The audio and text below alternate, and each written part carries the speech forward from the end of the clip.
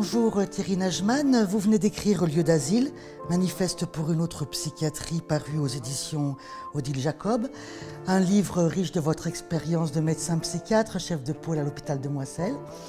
Alors vous constatez d'abord dans ce livre qu'il y a de plus en plus d'établissements où les patients ne peuvent plus circuler librement. Oui, effectivement, c'est le cas dans la grande majorité des hôpitaux sur le territoire français et des documents officiels et un certain nombre de travaux de recherche permettent de montrer que la liberté de circulation est entravée dans la grande majorité des établissements de santé et des services de psychiatrie hospitalière. Mais en réalité, ce sont l'ensemble des mesures de contrainte, l'ensemble des mesures d'isolement, d'enfermement, de surveillance, de contrôle et même de contention des patients qui augmentent depuis un certain nombre d'années. On peut montrer en gros depuis les années 90 qu'une logique sécuritaire s'est installée progressivement et va en augmentant dans les hôpitaux français. Et le comble, c'est que ces mesures d'enfermement et de contrainte augmentent également pour les patients en hospitalisation libre, puisqu'il y a deux façons d'être admis dans un service hospitalier de psychiatrie, soit à la demande du patient, soit contre sa volonté, mais ces mesures augmentent. Et il y a un ensemble beaucoup plus important de dispositions d'ordre sécuritaire est également en croissance, puisque, par exemple, des protocoles systématiques de mise en pyjama, d'interdiction des visites, de privation d'ordre divers sont en croissance. Vous dites que la fermeture des hôpitaux psychiatriques est abusive, voire illégale. Vous dites même que c'est même pas inscrit dans la loi. Oui, la première chose que l'on peut dire, c'est que la grande majorité des patients, à peu près 80%, sont admis à leur demande. Et pour ces patients, le cadre d'admission devrait être le même que pour une personne qui est hospitalisée dans n'importe quel service de médecine. Donc il y a là une violation du droit qui touche pas à n'importe quel registre, puisqu'on se trouve tout en haut de la hiérarchie des normes juridiques. Il s'agit des droits fondamentaux.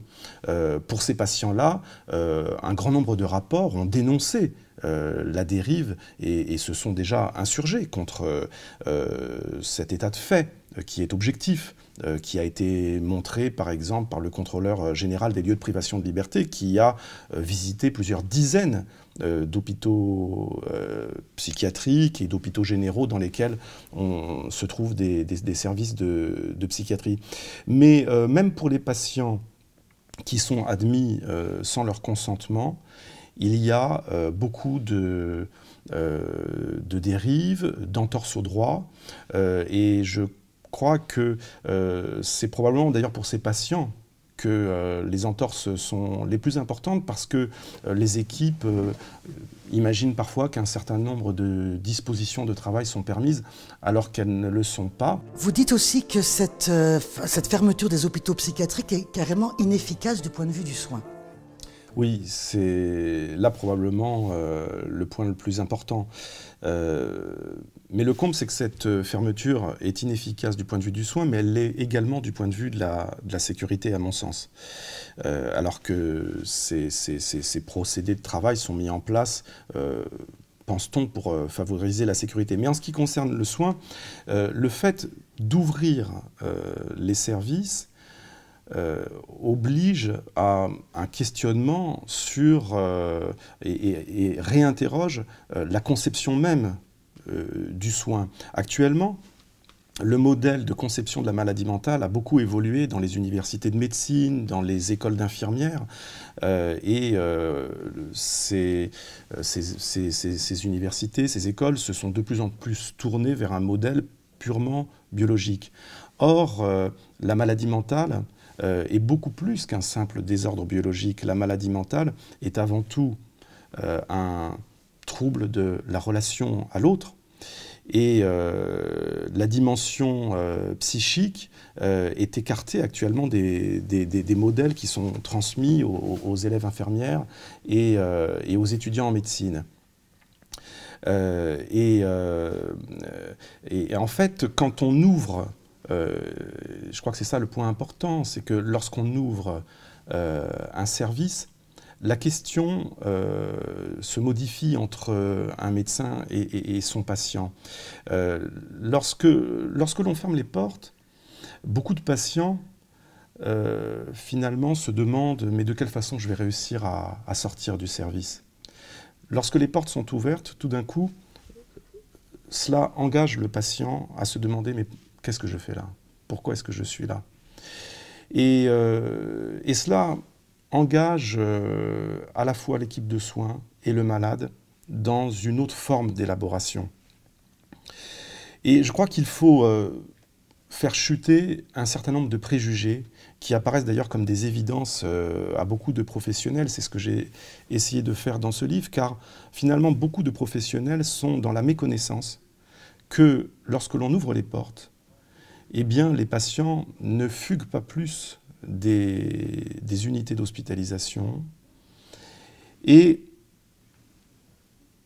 la crainte qu'un patient fugue et puis qu'il y ait un accident, par exemple, sous la forme d'un suicide, n'est pas augmentée par l'ouverture des portes. Mais la plupart des professionnels, qu'ils soient dans les équipes de soins ou qui travaillent dans les administrations des hôpitaux, pensent l'inverse et méconnaissent les études qui ont été faites et qui sont certes peu nombreuses parce qu'il y a quand même une forme de tabou qui règne sur ces questions, mais qui existent quand même. Ces études existent, ont été faites à la fois en France et également un certain nombre d'études à l'étranger et qui montrent, qui permettent de dégager un certain nombre de données sur lesquelles il serait bon de se pencher. Ce que je veux dire, c'est que il me semble important de distinguer nettement entre le registre de la sécurité et le domaine sécuritaire. La sécurité consiste au fond à la mise en place dans le travail et dans l'organisation d'un service, la mise en place d'un certain nombre de dispositions propres à limiter les risques. Le domaine sécuritaire est tout à fait d'un autre ordre. Il s'agit, lorsqu'on bascule de la sécurité vers le sécuritaire, d'éradiquer d'une façon absolue toute forme de risque. Et là, quand on est dans cette direction, on rentre dans un engrenage sans fin. Parce que une éradication de cette nature, eh bien, n'a pas de limite. Et je crois que l'on passe à un moment donné de la sécurité vers le sécuritaire lorsqu'on franchit un certain seuil et que les procédures mises en place se retournent contre le soin lui-même et finalement contre les patients et également contre les équipes de soins. Et cette distinction entre la politique sécuritaire et le registre de la sécurité nous amène également à revoir un certain nombre de préjugés sur les relations entre la liberté et la sécurité. La plupart des personnes imaginent que lorsque l'on met en place des mesures de sécurité, cela va contre les libertés. Or, le travail que j'ai mené dans ce livre permet de montrer que ce n'est pas obligatoirement le cas et que parfois liberté et sécurité peuvent marcher de concert, puisque lorsqu'on augmente par exemple la liberté de circulation à l'intérieur d'un hôpital, eh bien, on modifie le lien entre les soignants et on modifie la possibilité de rencontre humaine entre les professionnels du soin et les patients. Et ce faisant, on diminue le risque de passage à l'acte à l'intérieur de l'hôpital et on augmente la sécurité. Donc cette jonction entre liberté et sécurité, je crois qu'elle se fait sur cette question du lien soignant, du lien thérapeutique. Mais s'il arrive quelque chose, par exemple, dans un hôpital, est-ce que la responsabilité du médecin ou du personnel soignant peut être engagée? On a quand même souvenir de cette condamnation qui a été après elle a été relaxée, du médecin de Marseille. Comment vous dites vous-même que la responsabilité médicale, finalement, est très peu engagée? Oui, alors vous venez de le dire, ce médecin de Marseille, le docteur Canarelli, a finalement été relaxé fin 2014. Pour quelle raison? Eh bien pour un motif très précis. La responsabilité personnelle, pénale d'un médecin ou même d'une infirmière peut très difficilement être engagée, et on peut très difficilement imaginer une condamnation d'un médecin ou d'une infirmière pour un motif psychiatrique. Pour une raison simple, dans le droit pénal, pour qu'il y ait une condamnation, eh bien, le lien de causalité entre une infraction, qu'il faut d'ailleurs préciser, entre une infraction et un dommage, doit être absolument sûr et certain. Et on sait que le doute bénéficie à l'accusé. Or, en matière de suicide, par exemple, et en matière d'accidents qui peuvent survenir dans le domaine psychiatrique, eh bien, la causalité est souvent extrêmement complexe, et un suicide, par exemple, fait appel, si on essaye d'élucider un petit peu quels sont les paramètres qui sous-tendent la survenue d'un suicide, on est dans une causalité qui fait appel à un grand nombre de paramètres, et souvent les suicides restent bien mystérieux pour le personnel soignant ou pour les juristes qui examinent de temps en temps ce genre de situation. Donc, il est très difficile d'établir un lien de causalité sûr et certain entre un acte de soin ou l'absence d'un acte de soin et un accident de cet ordre. Et c'est pour cette raison précisément qu'il est presque impossible d'imaginer un jour une condamnation dans un registre pénal. Dans le domaine civil ou administratif, eh bien, la question est également à dédramatiser, puisque le poids de cette responsabilité juridique ne repose plus sur les épaules du personnel soignant à titre individuel, mais sur un établissement de santé. Lorsque l'on travaille dans un hôpital public, et qu'il y a une mise en cause de la responsabilité administrative ou civile, eh bien c'est l'établissement qui est mis en cause. Donc je crois que ce qui est important, l'enjeu qui est important derrière la question que vous posez, c'est que les professionnels travaillent dans la peur, parce qu'un certain nombre de discours circulent, l'ambiance est imprégnée par un climat de peur que la responsabilité personnelle des professionnels soit mise en cause. Et l'examen de la jurisprudence et l'examen également de la logique juridique permet de montrer que cette question devrait être reléguée à l'arrière-plan pour se concentrer sur la raison pour laquelle les professionnels sont sur le terrain, c'est-à-dire pour s'occuper des patients, les accueillir, les aider et les soigner. Vous dites d'ailleurs que les départs non autorisés, qu'on appelle les fugues, sont finalement très fréquentes dans les hôpitaux, sont fréquentes dans les hôpitaux, et il n'y a pas non plus d'inquiétude particulière par rapport à cet acte qui arrive. Oui, en effet, l'attention a tendance à se focaliser dans les hôpitaux sur ce phénomène particulier. On peut se demander pour quelles raisons tant de personnes s'inquiètent de départs qui souvent, en réalité, dans la quasi-totalité des cas, sont des départs très brefs. Un certain nombre d'enquêtes ont montré que les escapades en dehors des hôpitaux durent 24 heures, 48 heures quand elles sont plus longues, mais dans la quasi-totalité des cas, elles ne prêtent à aucune conséquence. Et plutôt que de fermer les portes, pour quelles raisons la plupart des équipes ne se questionnent pas sur la façon de créer un climat différent qui permettrait de donner envie aux patients, tout simplement, de rester auprès de l'équipe de soins.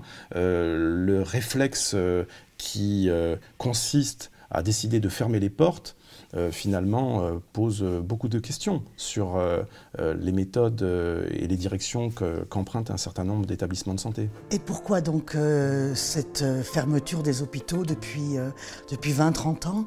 Qu'est-ce qui s'est passé? Bien, je crois qu'il y a un premier facteur qui relève de ce que l'on disait tout à l'heure, c'est-à-dire de cette grande méconnaissance des professionnels. Ils ne connaissent pas, par exemple, les études qui montrent que les fugues ne sont pas plus nombreuses lorsque les portes sont ouvertes.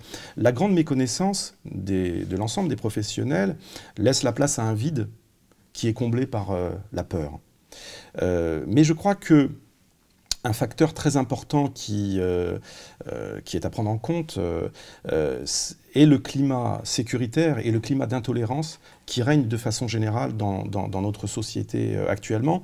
Climat d'intolérance qui se dirige d'ailleurs la plupart du temps vers les personnes les plus fragiles. Ce peut être les étrangers, ce peut être les jeunes, ou ce peut être, pourquoi pas, les malades mentaux. Un facteur également qui, je crois, a une très grande importance, c'est le problème des formations des professionnels. Ces formations qui, à la faculté de médecine ou dans les écoles d'infirmières ou dans les facultés de psychologie, eh bien, transmettent une conception de la maladie mentale qui est de plus en plus purement biologique et même souvent faussement biologique. Par ailleurs, eh bien, une contrainte s'exerce sur les professionnels eux-mêmes, sur les équipes de soins, qui est de plus en plus importante, que ce soit une contrainte juridique, une contrainte bureaucratique, une contrainte financière.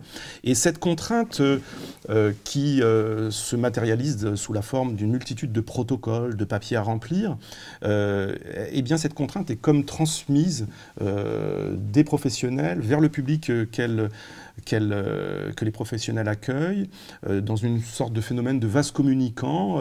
Plus les professionnels sont contraints, plus ils exercent eux-mêmes une contrainte importante sur le public qui est accueilli. Et puis je crois qu'il y a un facteur qui n'est pas à négliger, même s'il n'est pas de bon ton actuellement de l'évoquer. On ne peut pas faire l'impasse sur la question économique.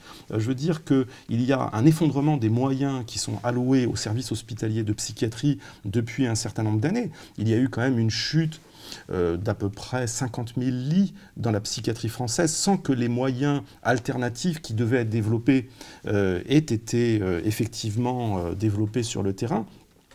Et l'effondrement des moyens est un facteur également qui est très important. Il est évident que si un petit nombre d'infirmières et d'aides-soignants se retrouvent dans un pavillon d'hospitalisation où un certain nombre de personnes sont accueillies sans leur volonté, dans un moment de crise subjective aiguë, eh bien, tout est réuni pour que la sécurité soit mise en question, pour que des violences puissent survenir, et tout est réuni pour que une logique sécuritaire soit engagée.